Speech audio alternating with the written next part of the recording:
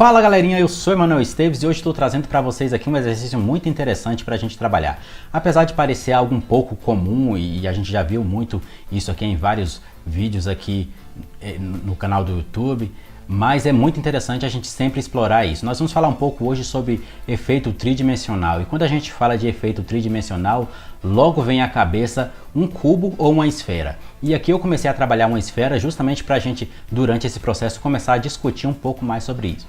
Eu acho que isso é algo muito interessante para a gente sempre analisar, estar voltando nesse tipo de exercício, porque trabalhar uma esfera é criar exatamente o efeito tridimensional. Vocês podem ver aqui que no início aqui do vídeo eu tinha esboçado aqui um círculo e em cima desse círculo a gente começa a trabalhar o efeito de luz e sombra e é esse efeito de luz e sombra que vai dar um efeito tridimensional aqui na figura.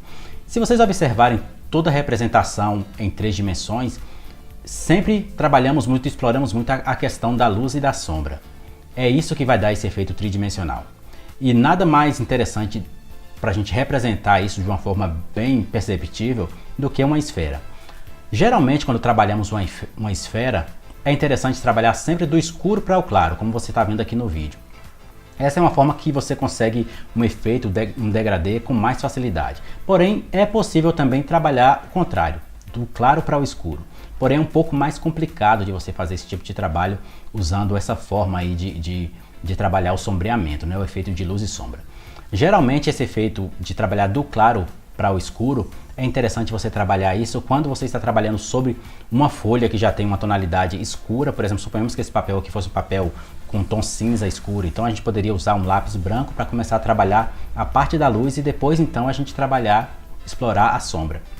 Porém, como aqui nesse exemplo nós estamos trabalhando com grafite sobre papel, então o interessante é que você trabalhe sempre do escuro para o claro, porque o fundo aqui, a folha, ela já é branca, então você precisa colocar sombra. E é essa parte que é interessante a gente sempre observar, porque para cada técnica, para cada tipo de papel, existe uma forma, um método que vai facilitar um pouco mais esse processo para vocês. Então é interessante sempre você observar isso. Se você vai trabalhar sobre uma folha mais escura e você tem um lápis mais claro, por exemplo, você pode trabalhar do claro para o escuro. Se você vai trabalhar em cima de uma folha branca, é interessante que você trabalhe do escuro para o claro. E sempre observando que as nuances, esses tons de cinza, no caso aqui dessa figura que a gente está trabalhando, um grafite sobre papel, né? Então ele tem esses tons do preto para o branco, as variações de tons de cinza. Então o interessante é a gente trabalhar dessa forma, do escuro para o claro e observar sempre as nuances, como ela vai clareando gradativamente para dar esse efeito. Observar corretamente a posição da luz e da sombra, essas duas partes têm que trabalhar sempre em harmonia. Se a luz é projetada de um lado, a sombra sempre vai estar do lado oposto a esse lado que você projetou a luz. Então é super interessante. Observe aqui o ponto ali mais clarinho na bola, o highlight, e observe a sombra que eu projetei aqui na superfície.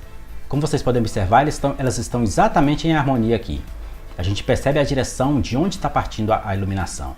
Então isso é super interessante, acho que é um exercício válido para a gente começar a praticar e observando isso, porque isso vai enriquecer muito mais aqui os nossos trabalhos. Ok? Então sempre aqui eu vou estar trazendo uma coisinha nova para a gente poder discutir um pouco mais com esse formato de vídeo, que a gente pode estar instruindo vocês a poder melhorar um pouco mais aí a aplicação da luz e da sombra nos seus trabalhos. No próximo vídeo eu vou estar trazendo mais uma coisa interessante, vocês deixem aí no comentário o que é que vocês querem que a gente poste aqui e a gente vai estar fazendo esse vídeo para vocês, beleza? Então conto com vocês, valeu galera e até o próximo vídeo!